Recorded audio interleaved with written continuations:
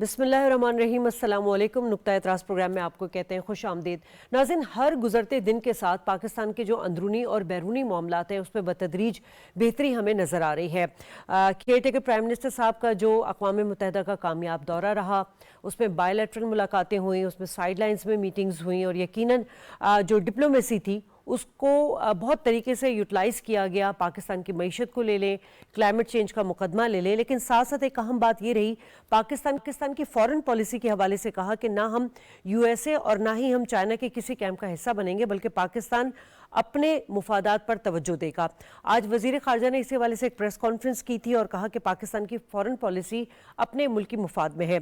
Israel के हवाले से पाकिस्तान का नुक्ता नज़र बड़ा क्लियर है, जो मौक़िफ़ पहले था वो अब भी मौजूद है और हम अपने उसूली मौक़िफ़ पर कायम है।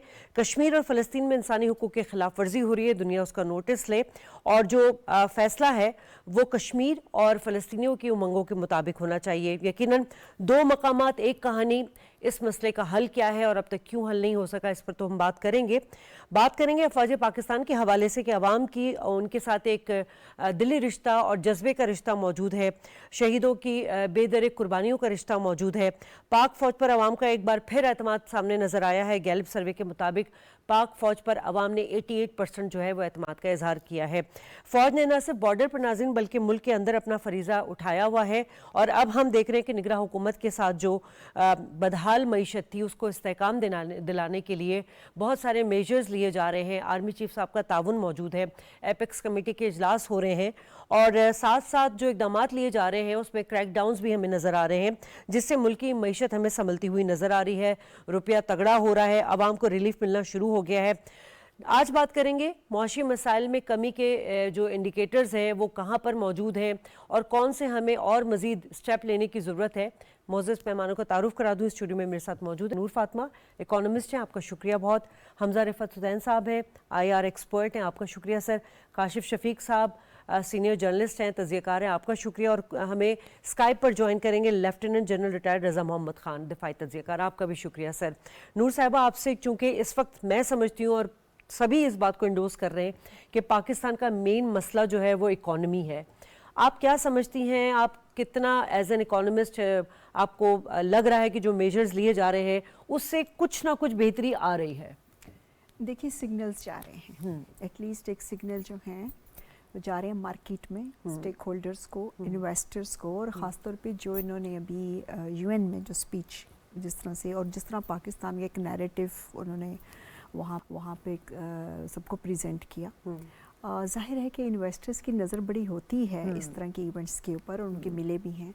और जो डिप्लोमेसी का डिप्लोमेटिक चैनल जो वो यूज़ करने की उन्होंने कोशिश की है, डिफरेंट साइड मीटिंग्स की हैं, उससे ये होता है कि एक मेन तो इवेंट हो जाता है बट उसके जो साइड इवेंट्स होते हैं वो बहुत सिग्निफिकेंस उनकी होती है, क्योंकि ज़्यादा अपॉर्चुनिटीज़ जो हैं वो वहाँ आपको मिलती हैं। तो इससे ये हुआ है कि एक तो काफ़ी क्रैकडाउन्स जो नेशनल लेवल के ऊपर जो हमारा एक इनिशिएटिव हुआ कि स्मगलिंग है या और इस तरह की जो चीज़ें हैं, ये फ्लाइट ऑफ कैपिटल था, ये सब चीज़ें जो हुई हैं, बेशक इससे 16 रुपीज़ परहैप्स अभी फ़र्क पड़ा है डॉलर को इस मंथ में, अगस्त सितंबर का अगर हम ये कहें, लेकिन ये 17 रुपीज़ जो है ये बहुत बड़ा सिग्नल है मार्केट के अंदर। उससे ये कि फ़्लाइट ऑफ कैपिटल इमीडिएटली, उससे क्या हुआ, डिमांड और सप्लाई का जो गैप है वो कम होना शुरू हुआ। वो कम होना शुरू हुआ तो ऑटोमेटिकली जो हमारा जो ख़ास तौर पे फ़्लाइट जो थी कैपिटल की, या उसको जो होल्ड करना या उसको गैर ज़रूरी तौर पर ये स्पेकुलेशंस की वजह से अपने पास रखना कि कल को ये जब ख़ास तौर पे एक आम बंदा भी सोचता है कि आप इन्वेस्टमेंट करें और कल को जब ये एक्सपेंसिव होगा तो हम इसको सेल आउट कर सकते हैं, वो चीज़ टोटली मार्केट से एक तरह का उसका सिग्नल दिया गया कि अब ये नहीं होगा। अभी ये स्टेप वो है जिससे हम बेहतरी की तरफ जा रहे हैं। मैं ये नहीं कहती कि इससे बहुत चेंज आ गई है, लेकिन ये हमारा एक डायरेक्शन से एक गेटवे है टू रिव्यू द थिंग्स, और लोगों के माइंड में एक आ गया है कि जी अब हम आर्टिफिशियली जिस तरह इन्फ्लेशन है और आर्टिफिशियली कीमतों को बढ़ाना, या उस पे जैसे हम रात में कोई और प्राइस है, सुबह मॉर्निंग में कुछ हो रहा है, एटलीस्ट उसको स्टॉपेज हुआ है, एटलीस्ट उसको रोक दिया गया है।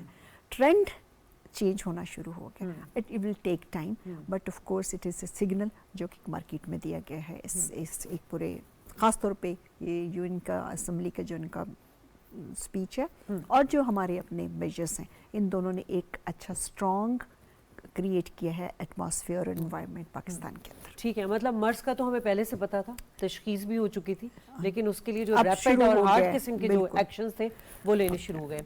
हमजा साहब, कोई भी मुल्क होता है जब वो एक अपनी पॉलिसीज़ बनाता है, इधर वो इकोनॉमी हो, डिफेंस हो या ट्रेड के हवाले से हो, लेकिन वो सबसे पहले मुल्क अपने मुफादात को देखता है और उस मुफादात में इक्तिसादी जो कंसर्न होते हैं वो बड़े इंपॉर्टेंट होते हैं, क्योंकि जब आप खुद इन हाउस ऑर्डर में होते हैं तो आप दुनिया के सामने अपना केस अच्छा रिप्रेजेंट कर सकते हैं, अपनी बात मनवा सकते हैं. इस वक्त 40 दिन की हुकूमत निगरान सेटअप, जो काम पिछली हुकूमतों को लेने चाहिए थे वो बहरहाल ये हुकूमत ले रही है, हालांकि इनका डोमेन नहीं बनता फिर भी इनिशिएटिव ले रहे हैं. किस तरह देख रहे हैं आप ये इस इनिशिएटिव को, जब एक ब्लॉग्स भी बन रहे हैं दुनिया में, जब जियो पॉलिटिक्स जो है वो बहुत हाई लेवल पर जा रही है, तो पाकिस्तान को कितना इस वक्त सख्ती का सामना करना पड़ा है? बहुत ज़्यादा सख्ती है, क्योंकि इंटरनेशनल एनवायरनमेंट काफ़ी हद तक, और मैं इंटरनेशनल एनवायरनमेंट को अगर आप सबसेट रीजनल एनवायरनमेंट में अगर आप ले जाएं तो बहुत ज़्यादा हॉस्टिलिटीज़ है पाकिस्तान के खिलाफ. इकॉनमी के हवाले से आप वेस्टर्न मीडिया के अंदर देख लें, वैसे भी देख लें, काफ़ी नेगेटिव किस्म की कवरेज आ रही, नेगेटिव नैरेटिव्स आ रहे हैं. तो इस सेंसिटिव आप कह सकते हैं टाइम स्पैन के अंदर पाकिस्तान को नेविगेट करना इंटरनेशनल रीना के अंदर ये बहुत मुश्किल काम है. और मेरे ख्याल से वज़ीर आज़म ने जो UNGA के अंदर जो स्पीच दी थी उसके अंदर यही था कि पाकिस्तान किसी भी ब्लॉक का हिस्सा नहीं बनना चाह रहा, ना वो चीन का, ना वो अमेरिका का, ना वो रूस का फॉर दैट मैटर. तो उस हवाले से मेरे ख्याल से अगर आप बात कर रहे हैं मईशत की, आप बात करें जो हमारे मिलिट्री टाइज़ हैं, आप बात करें पॉलिटिकल टाइज़ हैं, उसमें पाकिस्तान को एक बैलेंस नैरेटिव देना बहुत हद तक ज़रूरी है. अगर आप, जिस तरह आपने सही फरमाया कि हाउस इन ऑर्डर नहीं है, तो आप किस तरह से अपनी प्रोफाइल को आगे लेके चलेंगे.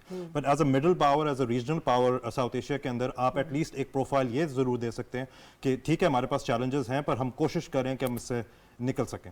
तो उस हवाले से काफ़ी ज़्यादा चैलेंजेस ज़रूर है, पर मेरे ख्याल से इस निगरान सेटअप ने काफ़ी हद तक काफ़ी मैच्योरली और एक विजन के साथ इस चीज़ को नेविगेट किया है, एटलीस्ट बैनुल-अक़वामी सतह के ऊपर. काशिफ, हम दुनिया भर में देखते हैं कि जब एक मैन्युफेस्टो कोई भी गवर्नमेंट लेकर आती है तो अगर उसकी इकोनॉमी पॉलिसी अच्छी होती है तो चाहे कोई भी हुकूमत आए या जाए वो कंसिस्टेंसी चलती रहती है. अनफॉर्चुनेटली पाकिस्तान में जो पॉलिटिकल माइलेज लेने की कोशिश की गई, हमेशा इकोनॉमी को ले ले या हमारे दिफा को ले ले, लेकिन इस वक्त जो एक नैरेटिव बिल्ड किया जा रहा है निगरान सेटअप की तरफ से, उसमें ये जो सियासी इस्तेहकाम है ये कितना मैटर करता है? बहुत शुक्रिया. देखिए शायद सियासी इस्तेहकाम नहीं होगा तो माशी इस्तेहकाम नहीं होगा. एग्जैक्टली. और दूसरी बात यह है कि अगर आप जो निगरान प्राइम मिनिस्टर साहब की एक्टिविटी है उसको थोड़ा सा रिवर्सल जाए, तो जो सबसे इम्पोर्टेंट चीज़ थी वो 2 मीटिंग्स थी, एक कराची में हुई, एक लाहौर में हुई. चीफ ऑफ आर्मी स्टाफ ने खुद की, और उन्होंने कहा कि बिला तफरीक एहतसाब होगा और कार्टलाइजेशन को भी हिट किया जाएगा और ज़ख़ीरा अंदोज़ों को भी हिट किया जाएगा, किसी भी फॉर्म में आप ले लें. उसके बाद जब कार्रवाई होना शुरू हुई तो डॉलर नीचे आ रहा है, गोल्ड नीचे आ रहा है, और आप देखें कि उसी कंसिस्टेंसी ऑफ थॉट के साथ निगरान प्राइम मिनिस्टर साहब जो है वो अपनी स्पीच करते हैं, एक्टिविटी करते हैं, मामलात करते हैं. इसका मतलब यह है कि अगर एक यकसू माइंडसेट की पॉलिसी अडॉप्ट की जाए तो हमें कोई प्रॉब्लम नहीं है कि हम पाकिस्तान जो है वो वर्ल्ड वाइड भी और लोकल इकोनॉमिकली भी स्ट्रांग ना हो सके. अनफॉर्चुनेटली प्रॉब्लम क्या है? प्रॉब्लम ये है कि ये सारे इकदाम करने थे उन हुकूमतों ने जो जमहूरियत के अलमबरदार थे, जो आइन के पासदार थे, जो कानून के पासदार थे, लेकिन उन तमाम लोगों ने दावे किए, अमल नहीं किया. अगर अमल किया होता तो डॉलर जो है वो दावा डॉलर को 250 पे लाने का सियासी हुकूमतों का था, और तमाम कार्टलाइजेशन को क्रश करके इकॉनमी को एक रूट के तौर पे और एक कंसिस्टेंसी ऑफ प्लान के तहत जो है ऊपर लेके जाने का दावा था, लेकिन दावा नहीं हुआ. अब निगरान हुकूमत का काम तो आके इलेक्शन करवाना था, अब उसके कांधों पे बोझ डाल दिया गया, इकॉनमी को भी ठीक करें, आप सफारतकारी भी ठीक करें, आप मुल्क की जो स्ट्रेटजिक पोजीशन है उसको भी ठीक करें, उसका भी दिफा करें. तो ये जो लोग हैं वो आए तो निगरान सेटअप के लिए थे, लेकिन मुझे लगता यह है कि इन बेचारों के ऊपर वजन ज्यादा आ गया, और वो वजन आया हमारे उन सियासी एलिमेंट्स की वजह से जिन्होंने परफॉर्म नहीं किया. क्यों नहीं किया? कि पॉपुलर सेंटीमेंट चाहिए था, आइंदा इलेक्शन में जाना था, तो उन्होंने कहा कि हम किसी इन्वेस्टर को तंग नहीं करेंगे, किसी को कुछ नहीं करेंगे.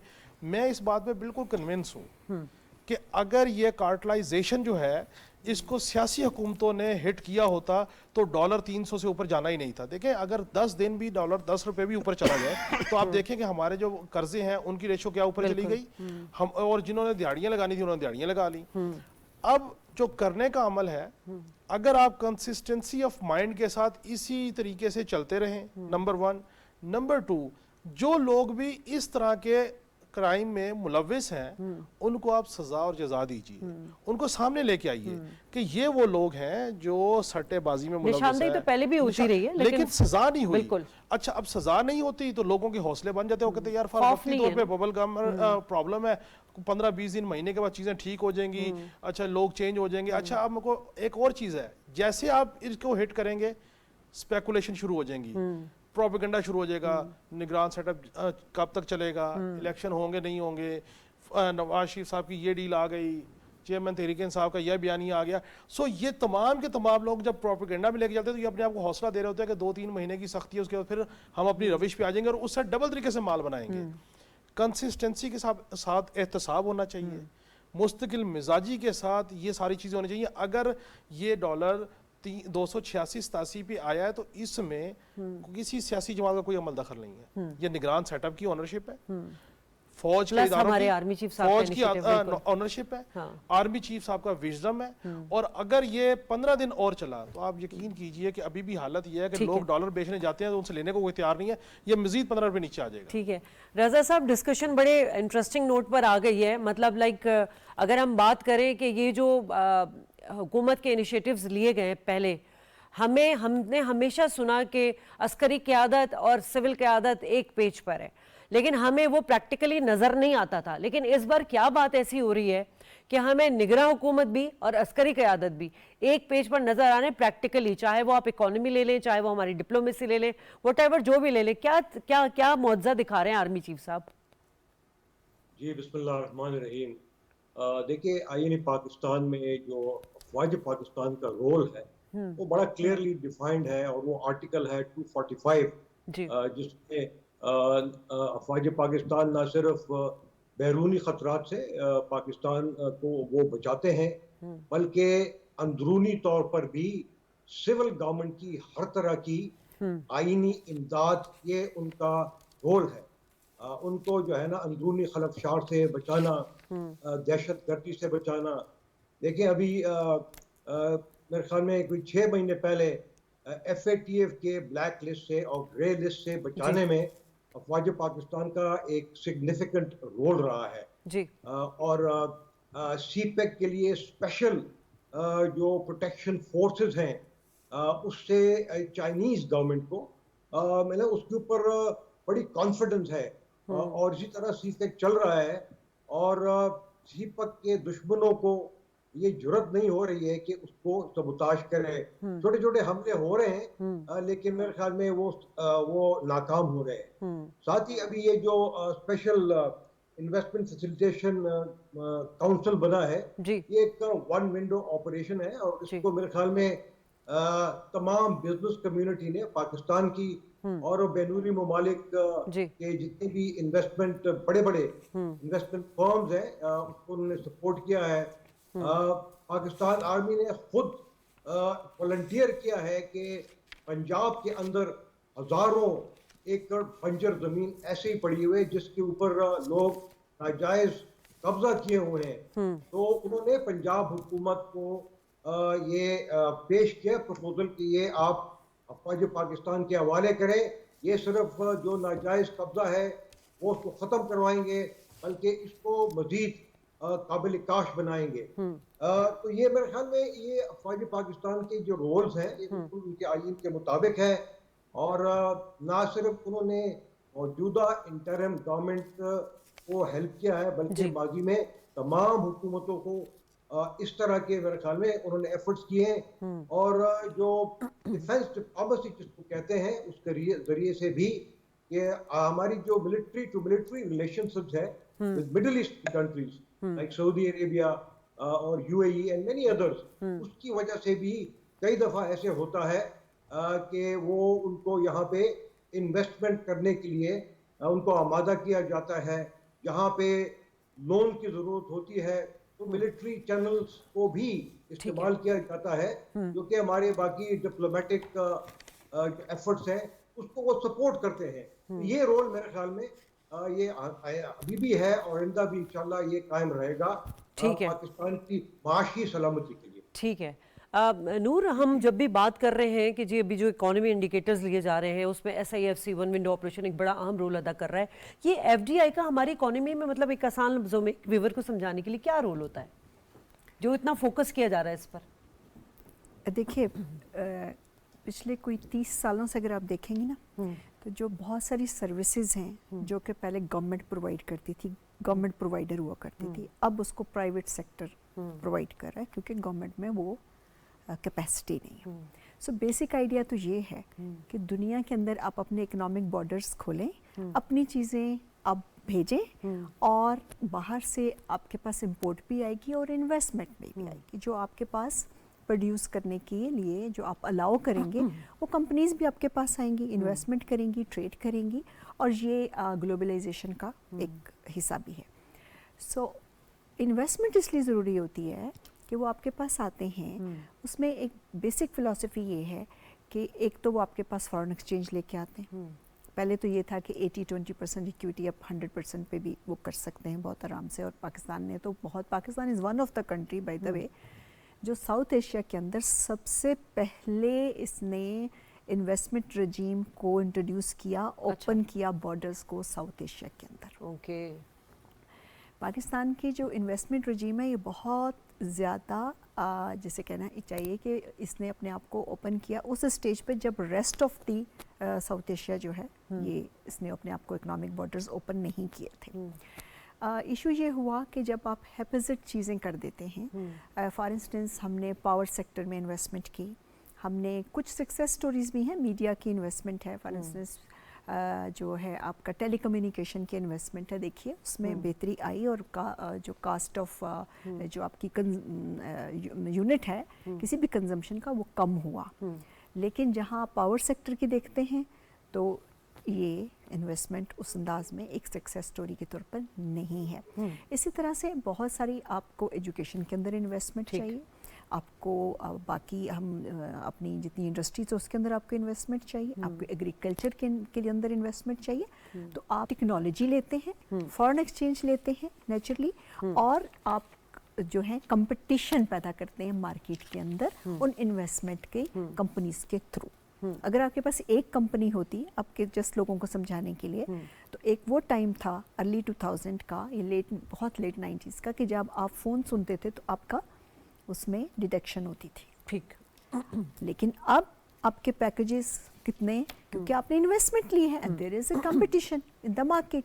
सो इन्वेस्टमेंट बहुत ज़रूरी होती है। इन्वेस्टमेंट इज़ काइंड ऑफ जैसे आपका ट्रेड है, रेवेन्यू है, आपके एग्रीकल्चर इंडस्ट्री है, इसी तरह से इन्वेस्टमेंट रोल प्ले करता है।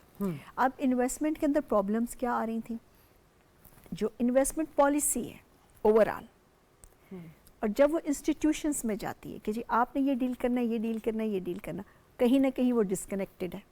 इंस्टीट्यूशंस डिफरेंट ऑब्जेक्टिव पे जा रहे हैं और पॉलिसी आपको डिफरेंट चीज़ कह रही है। एक तो इन दोनों को एक होना चाहिए।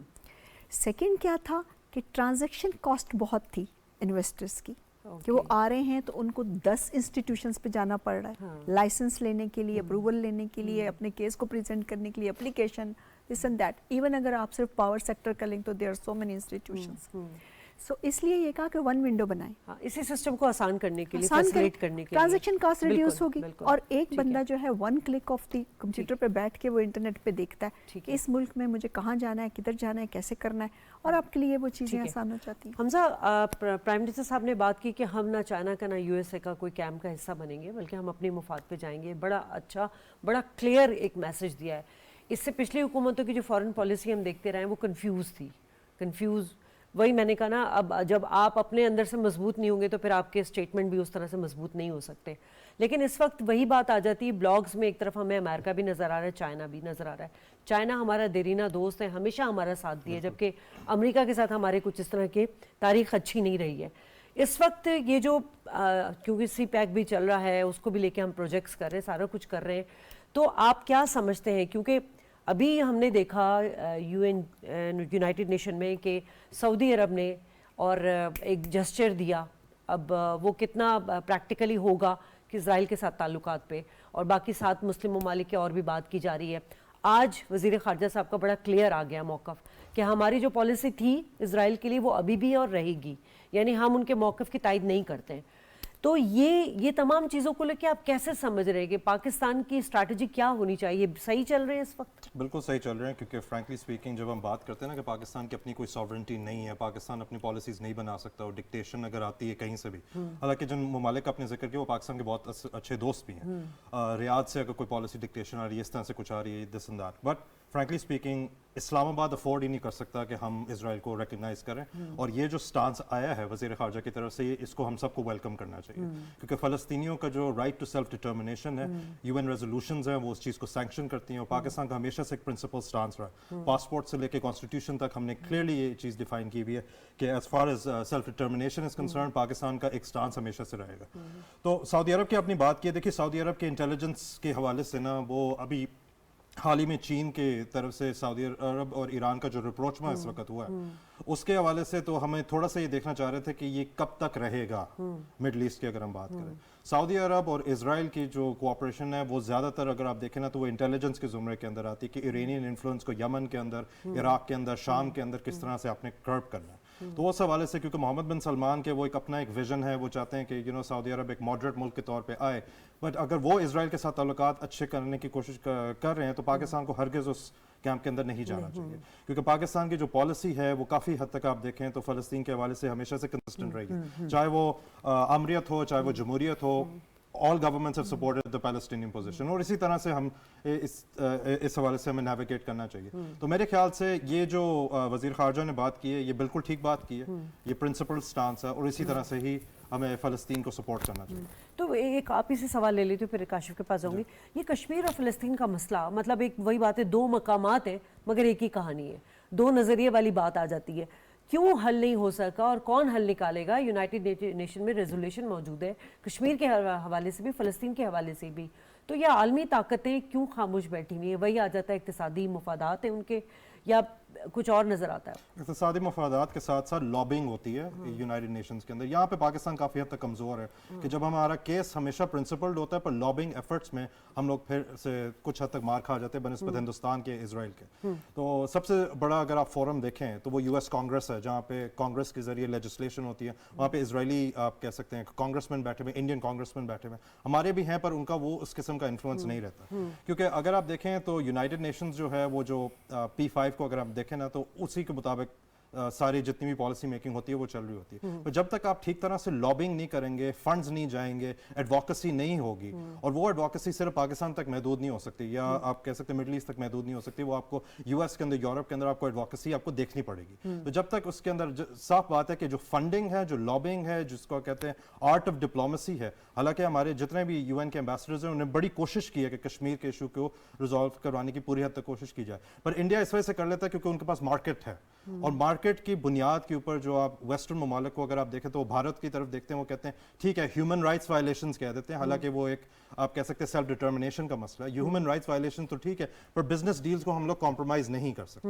تو جتنی اسٹرانگ لابنگ ایفرٹس ہوگی اسی کے مطابق پھر جو ہمارا پرنسپل سٹانس آتے ہیں اقوام متحدہ کے اندر وہ پھر اسٹرینتھن ہو سکے گا. ٹھیک ہے، 2 سوال ہے. پہلا سوال تو میں آپ سے یہ کروں گی کاشف کہ اسی سے لیتے ہوئے کہ یہ جو ناانصافی ہے، ظلم پر مبنی، ہم دیکھ رہے ہیں اسرائیل جو ہے اور بھارت یہ فلسطینیوں پہ اور کشمیریوں پہ مظالم ڈھا رہے ہیں بہت عرصے سے، یہ صرف آپ کیا سمجھتے ہیں یہ 2 ممالک کے لیے خطرہ ہے یا یہ ریجن اور بلکہ عالمی امن کو بھی خطرہ ہے؟ یہ دیکھیں میں سمجھتا ہوں کہ یہ عالمی امن کو خطرہ ہے، اور اسرائیل اور بھارت یہ ایک دوسرے کو چھوڑ نہیں سکتے، اور اسرائیل بھارت کے ذریعے سے افغانستان سے پاکستان میں انسرجنسیز کرواتا ہے، پاکستان میں پولیٹیکل ڈی اسٹیبلائزیشن کے اندر بالکل یہ انوالو ہوتے ہیں، اور ہمارا پولیٹیکل سسٹم اتنا کمزور ہے جس کی مجبوری ہے کہ وہ بڑے اور ان پاپولر ڈیسیژن لے نہیں سکتے ہیں. اب کشمیر کا معاملے کے اوپر دیکھیں، ہم نے جس وقت کشمیر کی حیت کو بدلا گیا ہم نے اس کے اوپر صرف احتجاج کیا, خاموشی اختیار کی, یا زیادہ سے زیادہ ہمارا ایک ایکشن ہے کہ آپ دیکھیے کہ وہ جو ایک جگہ پہ ہم نے ایک وال لگا دی اور جہاں پہ یہ پتا کہ کتنے گھنٹے, کتنے دن, کتنے منٹ ہو گئے ہیں کشمیریوں کو ہوسٹیج ہوئے, ہم نے اس کے علاوہ کچھ کیا نہیں ہے. اسی طرح فلسطین کا معاملہ ہے. فلسطین کے اوپر جب چیزیں کلیکٹیولی اٹھنا شروع ہوتی ہیں تو اسرائیل وہاں پہ بمباری شروع کر دیتا ہے. سو اسرائیل اور بھارت کو دونوں کو ایک پیج پہ رکھ کے ہمیں یہ تسلیم کرنا چاہیے کہ ہم نے اپنی اسٹریٹجی کیا کرنی ہے. لیکن انفارچونیٹلی ہمارا پرابلم یہ ہے کہ ہم اب زیادہ مضبوط پولیٹیکل سینیریو میں موجود نہیں ہیں, اکنومیکلی ہم مضبوط نہیں ہیں, یکسو پالیسی ہماری ہے نہیں, جن کی وجہ سے ہم کہتے ہیں کہ ہمارا یہ بتائیں کہ ہمارا ڈیفالٹ کیسے بچے گا, ہماری اکانومی کیسے سیدھی ہوگی, ہماری انڈسٹری کیسے چلے گی, ہمارا باقی معاملہ کدھر ہوگا. اور انہوں نے بڑی سمارٹ گیم کی, انہوں نے ہمارے اوپر الٹا پاکستان کے اوپر الزام لگانا شروع کر دیا کہ یہاں پہ انسانی حقوق کے بنیادی انسانی حقوق جو ہیں ان کا مسئلہ ہے, یہاں پہ کبھی اور مسئلہ ہے, یہاں پہ آزادی رائے کا مسئلہ ہے. کبھی یہ بات نہیں کریں گے. حالانکہ بھارت کے اپنے اندر اقلیتوں کے ساتھ کیا سلوک ہے, کشمیریوں کے ساتھ کیا کیا جا رہا ہے, ان کی فلسطینیوں کے ساتھ کیا کیا جا رہا ہے, تو پوری دنیا میں وائرل ہے. نہیں شائستہ, ان کی منافقانہ پالیسی دیکھیں. اسرائیل یو این فورم پہ جا کے پاکستان کے اندر کہہ رہے انسانی حقوق سلب کیے جا رہے ہیں, جبکہ اسرائیل نہ تو فلسطین کی بات کرتا ہے, نہ مقبوضہ کشمیر کے لوگوں کی بات کرتا ہے. بھارت کے اندر اقلیتیں محفوظ نہیں ہیں. ابھی آپ دیکھیں جو ایک سکھ رہنما کو کینیڈا میں جا کے انہوں نے اسیسینیٹ کیا, کوئی اس پہ بات کرنے کو تیار نہیں ہے. صرف وجہ کیا ہے, مارکیٹ بہت بڑی ہے اکانومی کی, اور اسرائیل کے ساتھ ان کا گٹھ جوڑ, بس وہی لابنگ اور اقتصادی جو ان کے انٹرسٹ. اس میں شدت کیوں آئی پاکستان کے خلاف, ان کی لابنگ کی اور ان کے گٹھ جوڑ کی شدت کیوں آئی؟ آپ دیکھ لیجئے کہ جب سے چینج آف کمانڈ ہوا, سٹک چینج ہوئی, جب سے موجودہ آرمی چیف صاحب آئے, اس کے بعد سے بھارت اور اسرائیل کی گٹھ جوڑ زیادہ ہوئی. کیوں؟ ان کو پتا تھا کہ یہ کلیئر ہیڈڈ اور کلیئر پالیسی کے ساتھ جا رہے ہیں کشمیر کے اوپر, باقی چیزوں کے اوپر جو ان کو منظور نہیں ہے, جس کی وجہ سے آپ دیکھیں کہ وہ ہر موقع وہ ضائع نہیں کرتے ہیں یہاں پہ پاکستان کو انٹرنیشنلی بدنام کرنے کا. اور دوسرا, میں حمزہ کی بات سے ایگری کرتا ہوں, اس میں ہمارا بھی فالٹ ہے کہ ہم نے اس معاملے کے اوپر لابنگ نہیں کی, ہم نے لوگ نہیں تیار کیے, ہم نے اپنے تھنک ٹینکس نہیں تیار کیے, ہم نے ان کو فنڈنگ نہیں کی, ہم نے ان کو آگے لے کے نہیں گئے. اگر ہم نے اپنے ادارے, اپنے چھوٹے چھوٹے تھنک ٹینکس کو بوسٹ کیا ہوتا تو شاید ہم اس سٹیج پہ اتنی کمزور وکٹ پہ نہ ہوتے. کیس ہمارا بہت مضبوط ہے. ٹھیک ہے رضا صاحب, ابھی جو گیلپ کا سروے آیا ہے, بڑی, یہ تو خیر ایک سروے ہی ہے, لیکن پاکستانی عوام جو ہے وہ اپنے افواج کے لیے, ہماری جو تینی فورسز ہیں, ہم پراؤڈ فیل کرتے ہیں کہ ہم ایک ایسی افواج پاکستان ہماری ہے جو, وہی بات آ جاتی ہے کہ وہ جاگتے ہیں تو ہم سوتے ہیں, چاہے وہ بارڈر لے لیں, چاہے وہ پاکستان کے اندر کوئی ناگہانی آفت لے لیں.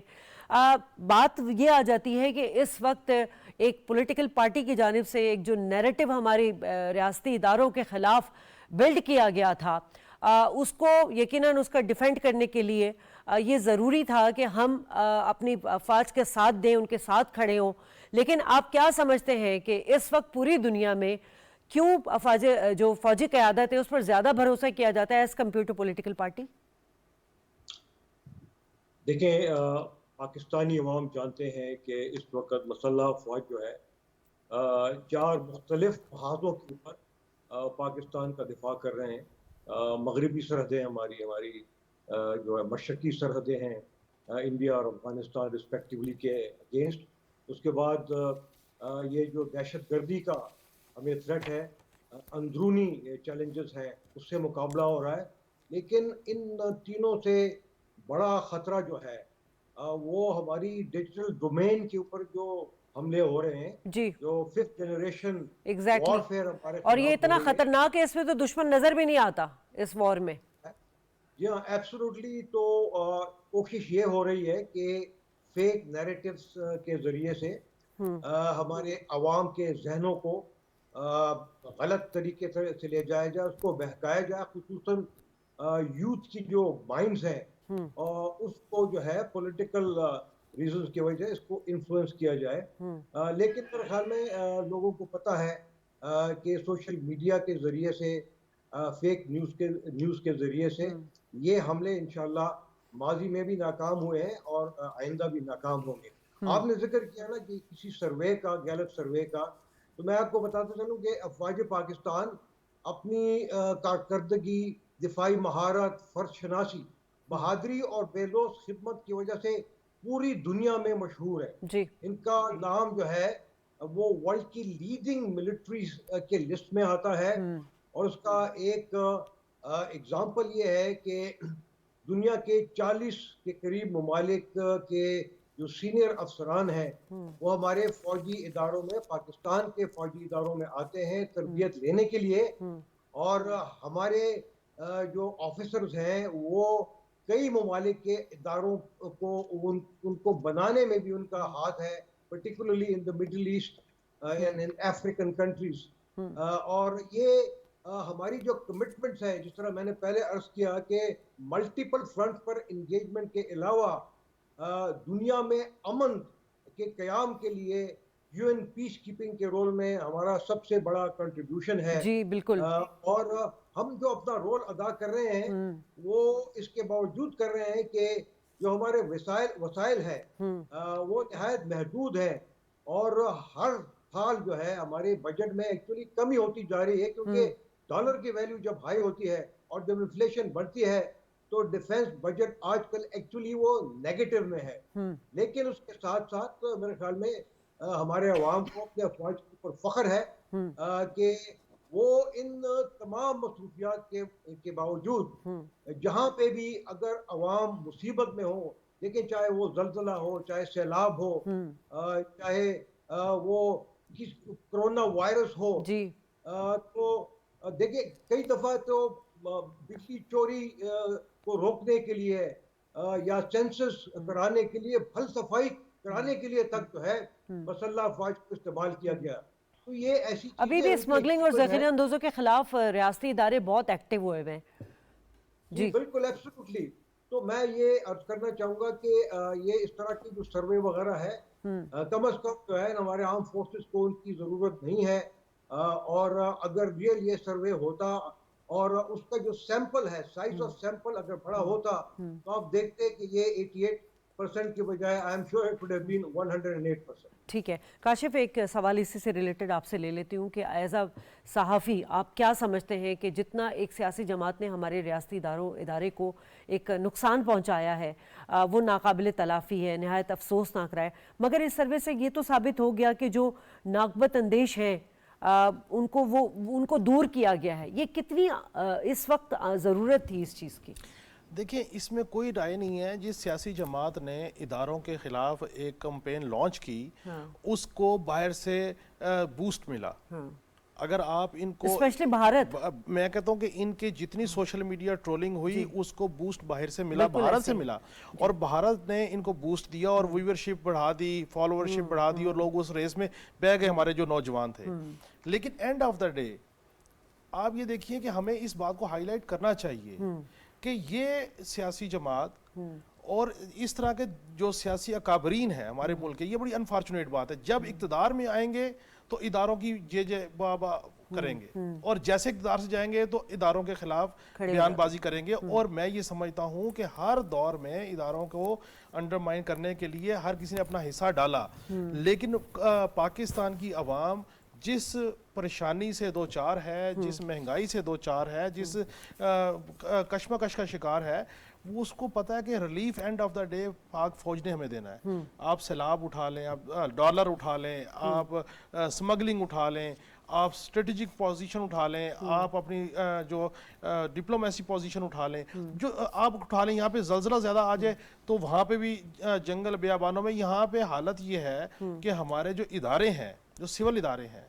उनसे एक अगर को लिफ्ट टूट जाए तो उनको रेस्क्यू नहीं किया जा सकता। पाक फौज के जवान जाकर रेस्क्यू करेंगे, तो जब रेस्क्यू करवा लेंगे तो उसके बाद अप्रिशिएट तो करना चाहिए आपको। देखिए अगर इन्होंने सिविल इदारे बनाए होते तो ये मामला यहाँ तक ना होते। मैं ये समझता हूँ कि इस सारे मामले में कम अज़ कम ये जो रवायत है ना कि शख्सियात को अंडर रेड लाइन डिक्लेयर करने की, ये ख़त्म होनी चाहिए। इदारे रेड लाइन होते हैं, और जो हमारे डिफेंस के इदारे हैं, हमारी फ़ौज है, इसके ऊपर बहरहाल हमें एज अ सहाफ़ी मैं समझता हूँ कि हमें इस बात का प्रचार करना चाहिए कि आप कहीं ना कहीं जाके अपने आप को रोकेंगे। दुनिया के किस मुल्क में अपनी स्ट्रेटेजिक फोर्स, अपने इदारों, अपने डिफेंस के इदारों के ऊपर इस तरीके से क्रिटिसिज्म होता है जिस तरीके से यहाँ पे होता है? ये इसमें मैं ये समझता हूँ कि हमने बतौर सहाफ़ी या बतौर सहाफ़ती तालिब इल्म, हमारी डोमेन ने भी کوئی پرٹیننٹ جو ہے کردار ادا نہیں کیا، اس کو بھی ری تھاٹ کرنے کی ضرورت ہے اور اس بات کے اوپر ڈیبیٹ کروانے کی ضرورت ہے کہ آپ طے کر لیجئے. اور ابھی جو بین الاقوامی سرمایہ کاری ہو رہی ہے اس میں بھی آرمی چیف صاحب کی یقین دہانی ہے،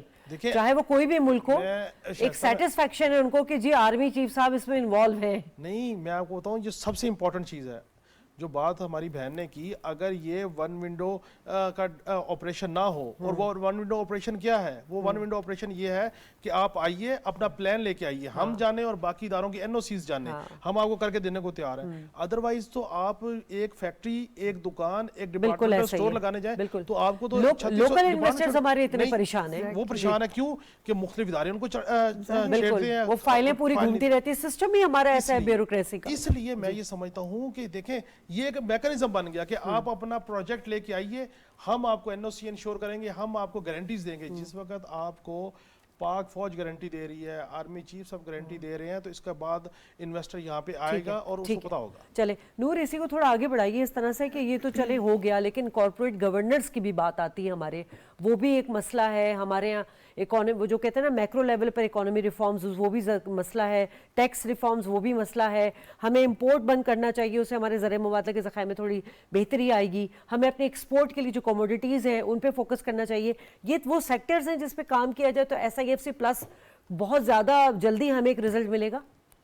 بالکل ایگزیکٹلی. دیکھیں انویسٹمنٹ کے ساتھ یہ سب چیزیں آپ کی جڑی ہوئی ہیں. جب وہ کمپنیز آئیں گے آپ کے پاس، وہ ایک انوائرمنٹ چاہیں گے جہاں آپ بزنس کر سکیں، وہ ایک گورننس چاہیں گی آپ کے پاس سے. اسی لیے تو ایفیشینٹ گورننس کی بات ہے، اسی لیے تو نئی پبلک مینجمنٹ کی بات ہو رہی ہے. وہ جو ایک ٹپیکل بیوروکریٹک سسٹم کو انہوں نے کہا نہیں آپ کو، جو آپ کے جو ریفارمز کرنے کا سسٹم ہے، وہ کہتے ہیں جی فیڈرل گورنمنٹ کو یا سینٹرل گورنمنٹ کو یا گورنمنٹ جو آپ کی ہے اس کو لمیٹڈ کر دیں.